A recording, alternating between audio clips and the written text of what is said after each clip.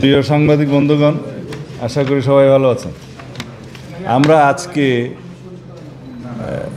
5টা সংস্কার কমিশনের প্রতিবেদনের উপরে বিএনপির পক্ষ থেকে আমাদের মতামত, তারা যে স্প্রেডশিট আমাদেরকে দিয়েছিলেন সেটা এবং বিস্তারিত মতামত তার উপরে দুটি একসাথে দিতে এসেছি। কয়েকটা বিস্তারিত মতামত আমরা কয়েকদিন পরে সাথে সংযুক্ত করব, সেটা ওনাদের সাথে আলাপ হয়েছে।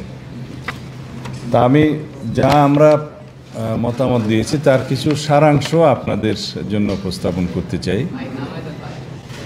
যেমন যেগুলো আমরা স্প্রেডশিটে আমাদের মতামত দিয়েছি, মন্তব্যের কলামে দিয়েছি, হাতে দিয়েছি।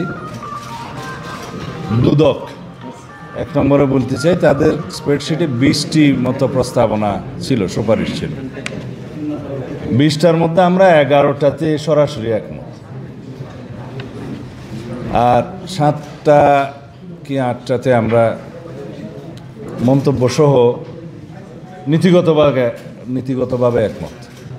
শুধুমাত্র একটি প্রস্তাবের মধ্যে আমরা ভিন্ন মত পোষণ করেছি মন্তব্য সহ, কারণ ওখানে একটা আইন সংশোধনের বিষয় রয়েছে আয়কর সংক্রান্ত। প্রশাসনের যে সমস্ত প্রস্তাবগুলো আমরা পেয়েছি প্রশাসন সংস্কার কমিশন থেকে, সেখানে আমরা প্রায় অর্ধেক বিষয়ে একমত। 26টার মতো প্রস্তাবনা ওখানে আছে, আর বাকি অর্ধেক বিষয়ে আমাদের মতামত আছে, মন্তব্য আছে। বিস্তারিত আলাপ আলোচনার মধ্য দিয়ে সেগুলো একটা জায়গায় আসা যাবে। তার মধ্যে একটি গুরুত্বপূর্ণ বিষয় হচ্ছে কর্মকর্তাদের, অফিসারদের সচিব পর্যায়ে পদোন্নতির জন্য বিভিন্ন স্টেজ থেকে বিদ্যমান এসএসবি ব্যবস্থা বাতিলের একটা সুপারিশ করা হয়েছে, যার সাথে আমরা একমত নই। তার পরিবর্তে মন্ত্রিপরিষদ কমিটি করার একটা প্রস্তাবনা দেওয়া হয়েছে। আমরা মনে করি তার মধ্য দিয়ে এখানে প্রশাসনে রাজনীতিকরণ হওয়ার সম্ভাবনা আছে, সেই জন্য আমরা এটা দ্বিমত পোষণ করছি। আর একটা বিষয়ে প্রমোশনের ক্ষেত্রে প্রস্তাবনা যেটা দেয়া হয়েছে, সেটা আদালতের একটি রায় আছে, সেই আদালতের রায় বহাল থাকা অবস্থায় ওই বিষয়ে আমরা কোনো মন্তব্য করতে চাইনি। এটা স্ট্যাটাস কো রাখাটাই আমরা বাঞ্ছনীয় মনে করি। বিচার বিভাগের ক্ষেত্রে প্রায় সকল প্রস্তাবের সাথে আমরা একমত। যেহেতু আপনারা জানেন যে আমরা আমাদের 31 দফা প্রস্তাবের মধ্যে বিচার বিভাগের পূর্ণাঙ্গ স্বাধীনতার জন্য অনেকগুলো প্রস্তাব আমরা ওখানে দিয়েছিলাম। তার মধ্যে অধস্তন আদালতের স্বাধীনতা নিশ্চিত করার জন্য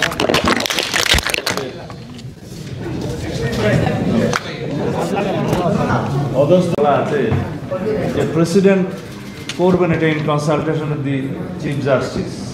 তো এইখানে চিফ জাস্টিসকে প্রধান করে আমরা পূর্ণাঙ্গভাবে অধস্তন আদালতের নিয়ন্ত্রণ ক্ষমতা সুপ্রিম কোর্টের হাতে রাখতে চাই, সেটা আমাদের প্রস্তাব। যাতে করে সুপ্রিম কোর্টের আলাদা একটি সেক্রেটারিয়েট হবে, সেই প্রস্তাবের সাথে আমরা আর্থিক ব্যবস্থাপনার ক্ষেত্রে পরবর্তীতে বাজেট কি হবে না হবে সেটা বিস্তারিত আলোচনার দাবি রাখে, সেটা আমরা মন্তব্য দিয়েছি।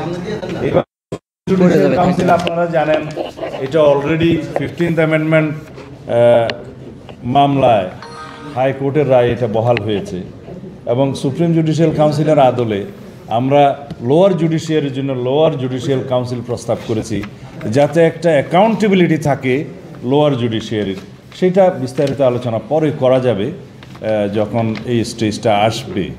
কিন্তু এখানে সেক্রেটারিয়েট প্রতিষ্ঠার মধ্য দিয়ে লোয়ার জুডিশিয়ারির অ্যাকাউন্টেবিলিটি কতটুকু নিশ্চিত কীভাবে করা যাবে, সেটা সুপ্রিম কোর্টের বিষয়ে চিফ জাস্টিসের সাথেও আলোচনা করার প্রয়োজন আছে বলে মনে করি। আর অন্যান্য বিষয়ে জুডিশিয়ারির পূর্ণাঙ্গ স্বাধীনতার জন্য যে সমস্ত প্রস্তাব তারা দিয়েছে, সেটা সবগুলোর সাথে আমরা একমত, এবং আমাদের নিজস্ব অভিমতও আছে। তো বিচার বিভাগের ক্ষেত্রে 4-5টি বিষয়ে আমরা একটু মন্তব্য সহকারে অন্য মতামত দিয়েছি, সেটা আলোচনার সময় বিস্তারিতভাবে আলোচনা করা যাবে। আমি আসি এবার নির্বাচন ব্যবস্থা এবং সর্বশেষে আসবো সংবিধানের বিষয়ে। নির্বাচন ব্যবস্থা সংস্কার সংক্রান্ত কমিশনের যে রিপোর্ট, সেই রিপোর্টে দেখা যায় 24টার মতো প্রস্তাব এখানে ওনারা দিয়েছেন, যার মধ্যে যার মধ্যে দেখা 27টির মতো প্রস্তাব দিয়েছেন নির্বাচন ব্যবস্থা সংস্কার সংক্রান্ত কমিশনের রিপোর্টে। তাতে অধিকাংশ প্রস্তাব সংবিধান সংশোধনের সাথে সংশ্লিষ্ট। তা আমরা ঠিক বুঝতে পারিনি যে নির্বাচন কমিশন সংক্রান্ত অথবা নির্বাচন ব্যবস্থা সংক্রান্ত কমিশনের রিপোর্টে কিছু কিছু বিষয়ে সংবিধানের সংশ্লিষ্টতা আছে, কিন্তু অধিকাংশ ক্ষেত্রে যেগুলো দেখা যায় যে নির্বাচনের সংস্কার কমিশনের কাজ নয়, নির্বাচন ব্যবস্থা সংস্কার কমিশনের কাজ নয়, সেখানে রিপোর্টে এসছে। এটা ওনারা ভালো এক্সপ্লেন করতে পারবেন। তা আমরা সেই বিষয়গুলো সংবিধান সংস্কার বিষয়ক রিপোর্টের মধ্যে আমরা মতামত দিয়েছি। এখানে সেটা শুধু উল্লেখ করেছি যেগুলো সংবিধান সংশ্লিষ্ট বিষয়, ওখানে আমরা মতামত দিয়েছি। একটি বিষয়ে আমরা ওখানে আমাদের মতামত পজিটিভলি দিয়েছি, কিন্তু নির্বাচন অনুষ্ঠানের সাথে সংশ্লিষ্ট নির্বাচন কমিশনের ক্ষমতাকে খর্ব করার জন্য এই সংস্কার কমিশন কিছু রিপোর্ট দিয়েছে। আমরা মনে করি নির্বাচন কমিশনের স্বাধীনতার মধ্যে হস্তক্ষেপ, এবং যেগুলো আমরা মনে করি নির্বাচন কমিশনের এখতিয়ারের মধ্যেই থাকা দরকার। যেমন একটি হলো যে এনআইডি যদি আলাদা কোনো স্বতন্ত্র কোনো প্রতিষ্ঠানের কাছে দেয়া হয়, তাহলে নির্বাচন কমিশনকে বারবার এনআইডি বিষয়ক সমস্ত সহযোগিতার জন্য অন্য প্রতিষ্ঠানের কাছে যেতে হবে। তার চাইতে বর্তমানে যে বহাল আছে, অবশ্য একটা আইন আছে, এটা আওয়ামী লীগের সময় করেছে, যে এনআইডির কার্যক্রম স্বরাষ্ট্র মন্ত্রণালয়ের অধীনে নিয়ে যাওয়া হয়েছে।